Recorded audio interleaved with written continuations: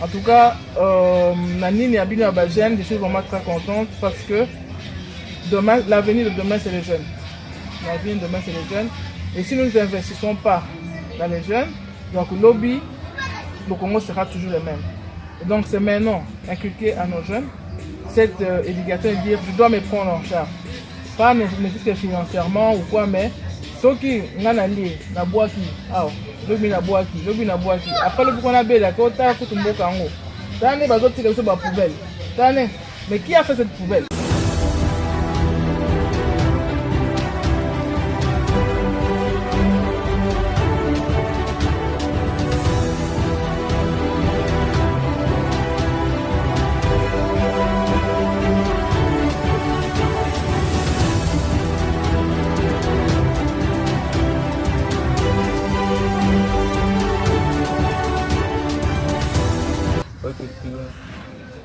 Éternel Dieu, nous te disons merci pour ce bon moment et nous laissons à tes saints de ce beau moment. Car la Bible le déclare, si toi éternel tu veux bâtir la maison, ceux qui la bâtissent travaillent en vain. Et si toi éternel tu gardes la vie, celui qui la garde paye en vain. Voilà pourquoi nous voulons être guidés par toi. Seigneur, oriente-nous sur cet après-midi. Que tout ce que nous faisons soit en fait Seigneur. Que cela au nom puissant de Jésus. Nous avons ainsi prié. Amen. Ok, merci beaucoup maman. Je commence aussi par la présentation. Moi c'est votre ami de tous les temps sur Facebook, c'est Jonas. Je suis le président de cette association. Nous avons le vice-président qui est parmi ma carte. Nous avons aussi la secrétaire adjointe, c'est Grace Mbou.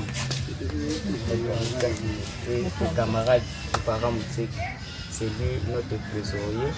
On a aussi à côté de moi ici le Sénégalais pauvre. Il est le chargé de fête. On travaille ici, il y a aussi des organisations, c'est lui qui est chargé. On a les disciplinaires et on a aussi les chefs de travaux. Tout ce que nous faisons, c'est M. Guy. Lui, c'est M. Pichot Dingang. C'est M. Guy Pédi. Je peux dire pour la bonne compréhension, nous sommes l'association des jeunes AJSD. C'est depuis 2016 qu'on a mis en place cette structure. C'est pour le développement de notre quartier, tel que je vous ai déjà dit autrefois. Et on a beaucoup pensé sur notre quartier. Il y avait des choses qui se faisaient ici qui n'étaient vraiment pas agréables. Mais si vous voyez un peu de développement que nous avons aujourd'hui, c'est grâce à nous. Nous sommes là, on a des ambitions étant que des jeunes. On essaie de travailler. On a des ambitions telles que c'était ici notre première ambition.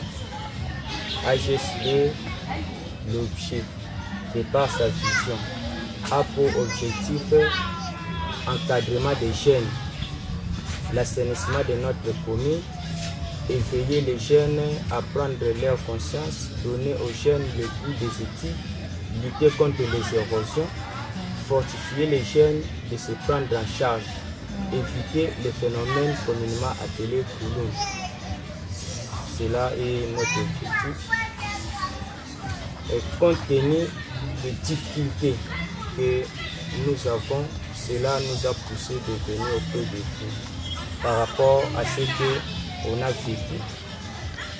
Moi, je n'ai jamais entendu parler de Maman Cécile Edoum, mais j'ai suivi les œuvres que Maman Cécile font. Donc, cela m'a touché aussi. Et j'ai même dit à mes amis que si c'est possible, on peut même s'approcher à cette dame qui fait vraiment la fierté de notre quartier lorsque nous voyons cette hôpital et nous bénissons l'Éternel. Parce qu'auparavant, il y avait seulement des petits centres. C'était vraiment difficile pour les soins médicaux, mais aujourd'hui nous avons la facilité. C'est pour cela quand je vois cet hôpital, moi je dis merci Maman Sissi. Et nous nous disons merci. Et dans notre quartier, il y a aussi des érosions. Mais avec les petits que nous avons, nous nous combattons pour mettre fin à ces érosions. Il y a aussi des chemins qui ne sont pas vraiment, qui ne sont pas des bons chemins, mais nous travaillons. Et ce quartier était vraiment entouré des herbes. Mais grâce à nous, nous faisons des efforts que le quartier aussi soit clair. Et nous voulons que ce quartier soit un quartier modèle. Un quartier modèle parmi les quartiers infiliés dans cette ville de Kinshasa et nous aussi. Et on a eu ce souci pourquoi nous sommes nés ici. Nous ne sommes pas des venants, nous sommes nés ici. Il y avait des gens qui pensaient que on peut mettre la propriété chez les voisins si vous ne mettez pas chez vous. Mais nous disons non. On commence, la charité bien ordonnée commence par soi-même. On commence par ta propre maison et tu sors. C'est pour cela que nous voulons mettre la propriété dans notre quartier. Mais, suite aux difficultés tant que des jeunes, nous ne sommes que les comités. Nous sommes au nombre de 48. On était au nombre de 60. Mais compte tenu des difficultés, les gens peuvent venir, ils travaillent en bénévole, ils travaillent comme ça. Moi je travaille, de l'autre côté, et j'aimerais que nous soyons. Mais nous nous sommes décidés non. Pour travailler, on a intérêt, il y a un quartier, il y a un quartier, et comme on a commune mobile. Ce que nous faisons ici, nous avons un quartier, parmi les 18 quartiers, où la commune a Selemba ou Ezanango, nous sommes tout le temps dans le quartier. Et tout ça déjà dans le quartier, tout ça, le quartier radio. Tout ça dans le quartier Manenga, on a beaucoup travaillé le camping, quartier Kingo, Madiata, quartier Mbala, comme ici nous sommes pour travailler. Mais la difficulté, déjà les cabissos tellement aidés. La difficulté, ça le cola. Beaucoup en a besoin de ça, les lits. Par Congo, par Paou, au Salam Sala, mais ils ont fait ça bisso vraiment beaucoup. Et cause à la passe, il y a bisso que les autres ministères y a bisso. Pour tout Salam Sala, pour la évolution à quartier. Mais, un mot, tout ça, on a posé le matériel, tout ça, on a mis ça, on a toujours. Na kati ya lisanga parmi les 45. On a aussi des techniciens au Bassawana, le bagisteur, Basali, mais bazo pour s'en sortir. Pourquoi? Tout ça, on a copie, tout ça, on a un monteur, tout ça, on a un matériel, il y a agistage, il y a un salam sala. Tout ça, on a un sous batanga, on a sala et ça. Or, tout ça, le bois, l'objectif, on a dit que ça, tout y est, ça va se prendre en charge. Mais comment il peut se prendre en charge, ce qu'on a dans ma copie, et l'unité que tu mets l'espoir dans biso nous c'est pas ya baboti puisque bango déjà basole mais biso conscience na biso ça ça jeune congolais surtout à quartier na biso se prendre en charge et suite yemoko asa déjà jeune yemoko passe na makoki pour transformer milieu ya panda c'est pour que par exemple pour un salakati mais grâce na biso ba jeune ba boaka ba poto musika. Mais tu sais décidé de dire non, quartier n'a plus ce côté de la mobilité, puisque tu botas mais tu nous la mobilité. Mais tout ça la paix ma casque courant et côté. Quand on va boire tout va côté, on a pas propre fort on a biso. Et les petits choses sur la photo, so ya na ngo photo. Tout ça qui nous passe pour mobilité et ça la penjate. Mais sauf que na quartier na biso, les quartiers moko to ko benga ya sika comment. Et ça na battu peut-être ba bandi ko ya tango bandi ko se connaître.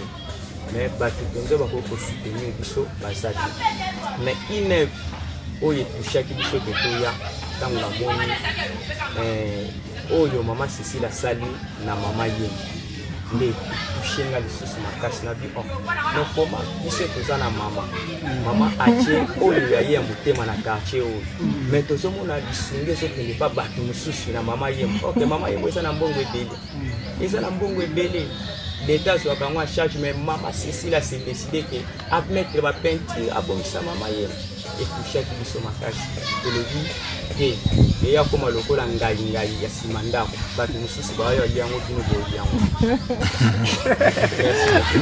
merci tu go bete la président maboko En tout cas, c'est ce que je m'attache. Je suis très ravi de vous rencontrer aujourd'hui. C'est vrai que depuis Nayaka, on a plus dans le domaine médical. Donc, nous avons vraiment tant et temps de faire au coup le fait que vous saviez que vous n'avez pas pour un peu de temps, cela m'a touché aussi. On a un effort pour qu'on se voit ensemble, on peut discuter.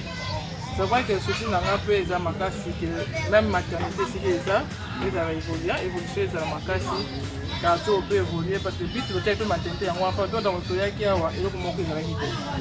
Maternité, on a eu au monde et au salma après, dans le toya qui a.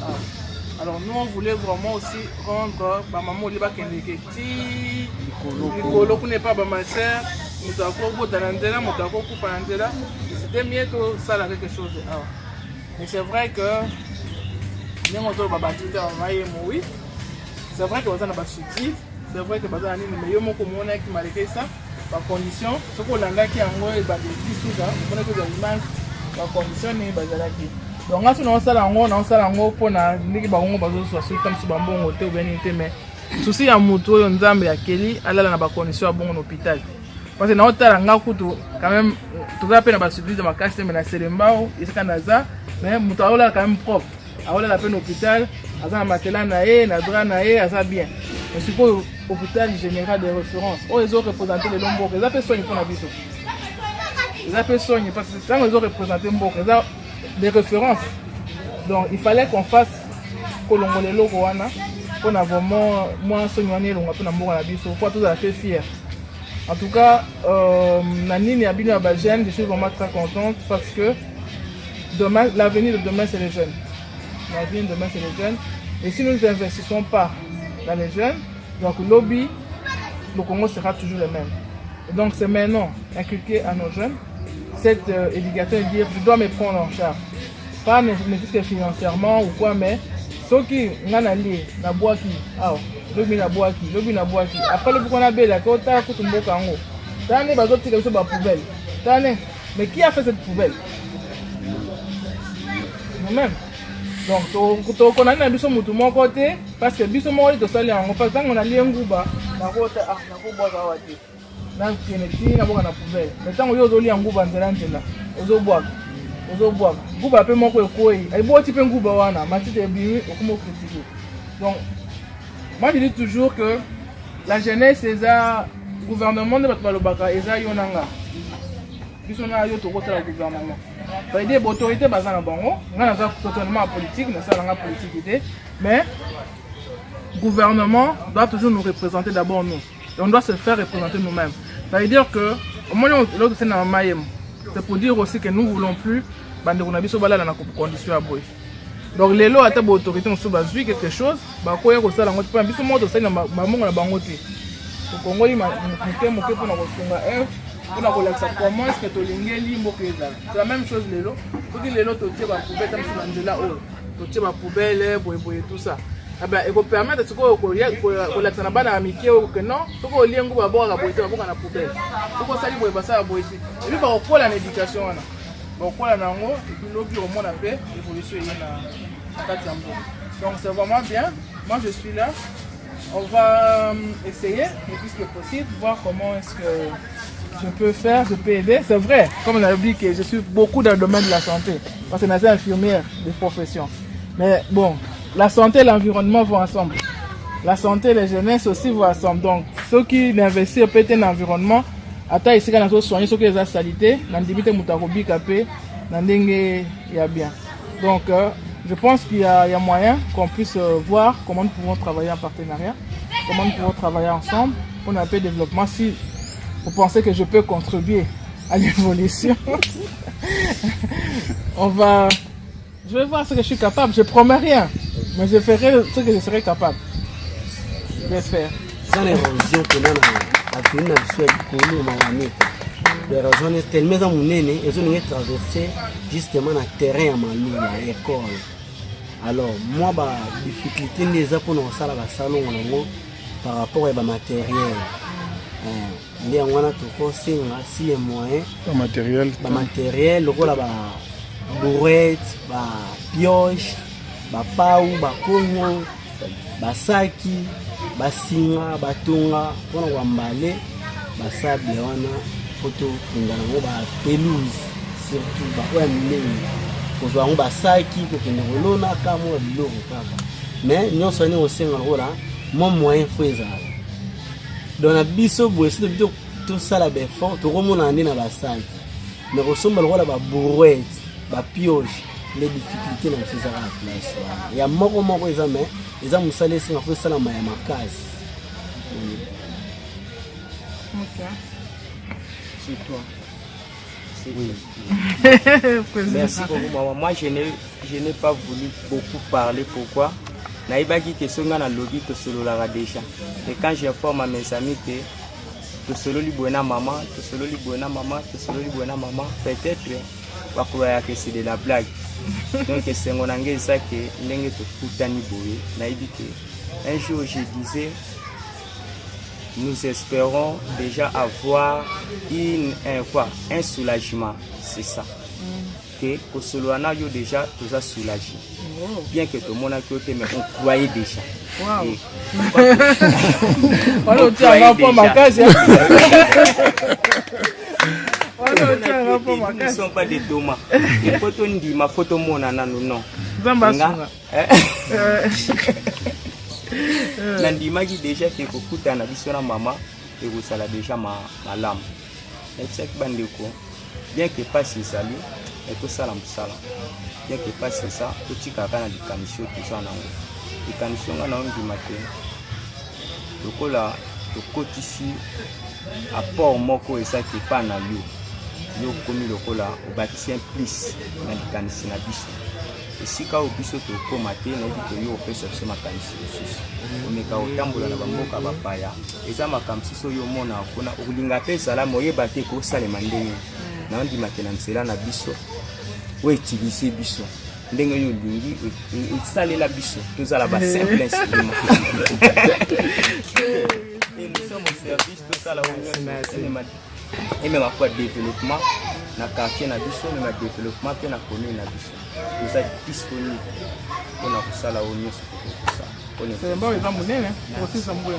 Merci. Les 18 quartiers. Autre okuka. Hein? Autre okuka.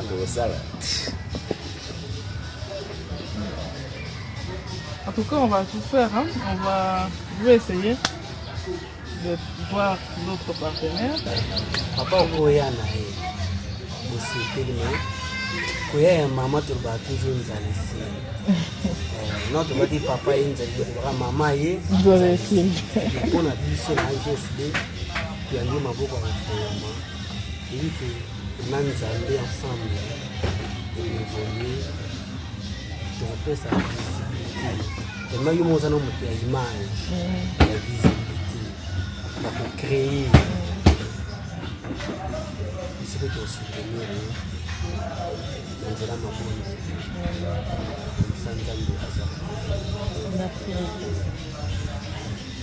bonne. Bosani papa yena sachet.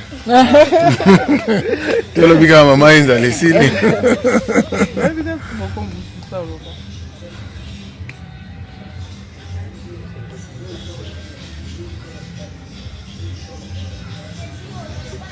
Maman secrétaire, parité.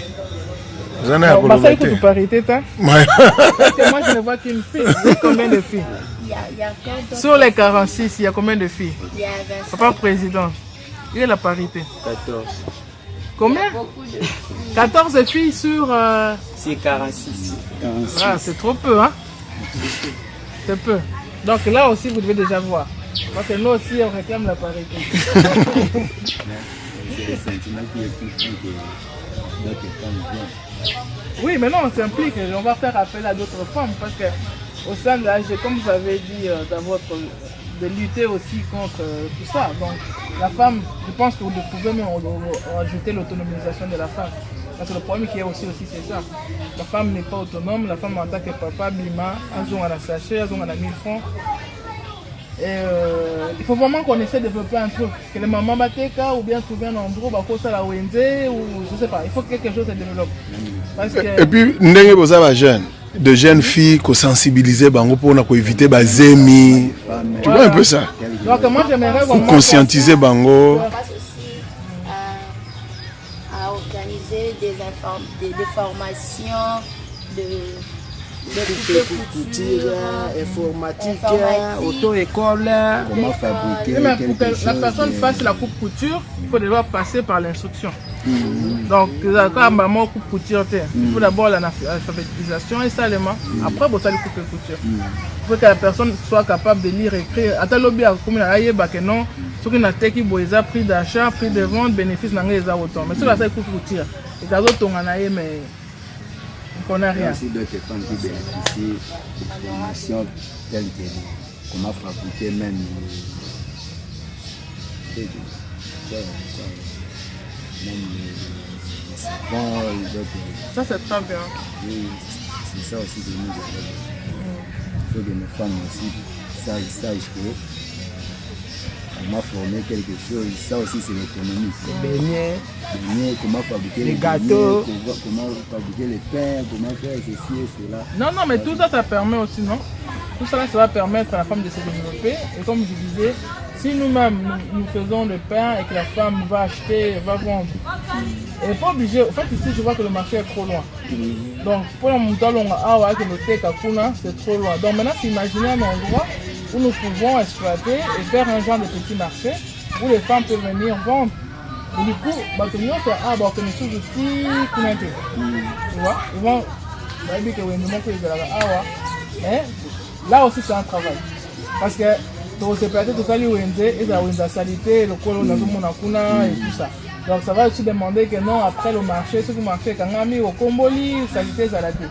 Donc tu vois, il y a beaucoup de projets et je pense que qui doivent passer par vous. Pour nous sur le terrain tout le temps.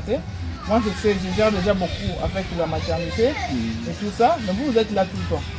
Et donc ça doit vraiment passer par vous et vous devez vous approprier le projet. C'est un projet Nabino. Donc pour le projet Nabino, et pour le Bino, vous s'approprier en haut pour et qu'il bien. Donc moi je pense que on peut voir un peu par vous commencer. Je ne sais pas s'il y a déjà un petit projet que vous avez fait, qui est concret, qu'on peut faire concrètement. Et puis on va évaluer, et puis on va chercher les gens pour nous aider, pour qu'on concrétise.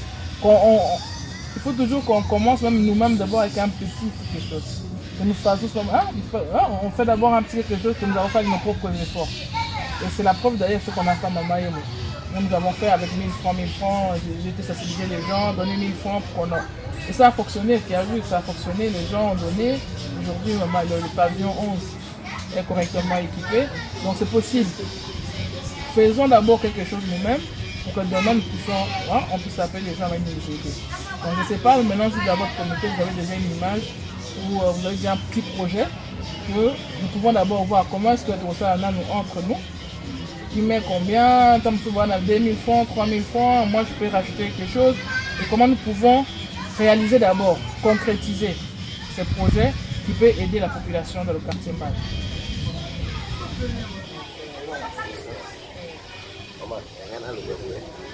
Pour la projet, je suis allé pour aider la population à Bissoka dans le quartier à Katafa. Pour être aux Alanango, et ça a ceux qui m'ont employé, qui ont dit que oui, que et puis si il y a une exhibition. Mais où est-ce que la matanga moko ezala na ngamukata na mwa désordre qui dit pas maman pour ça la biso ezali de tozongisa ngo lisusu po ya kosoutenir biso makasi awa na quartier ezala soki problème ye na mingi souhaite dimanche camping to na presse kuna toke koyebi mais wana pene ezala kosunga biso makasi mais na moment oyo eza nango lisusu banini batante. Oui, il y a Katafa. Ah oui, pour tout ça là nango na ba ngezala ki amo bossé problème na quartier mo boye toujours louer sango toujours ko taper mo peut permettre biso ko association et fonctionner mais so yo ku faki tout ça nango que yango tout ça a besoin toujours sango pour sunga biso que le que tu n'as pas rejoint musika fait problème na ba chaise plastique il va dans son mingi mpe toza nango difficulté yango toza ete tozongisa mpe babiloko wana tozonga po tosungaka biso leke tokendaka mosika wana budget eza ya combien okosala bija combien tosala biso tosala tio tosombaka lokola 25 nango budget nango nyonso oyeba ndenge wana ezala basaka osoba e tosala wana tio ezalaka non je pense que vous pouvez prendre le temps Besoin de temps pour ça là. Voilà.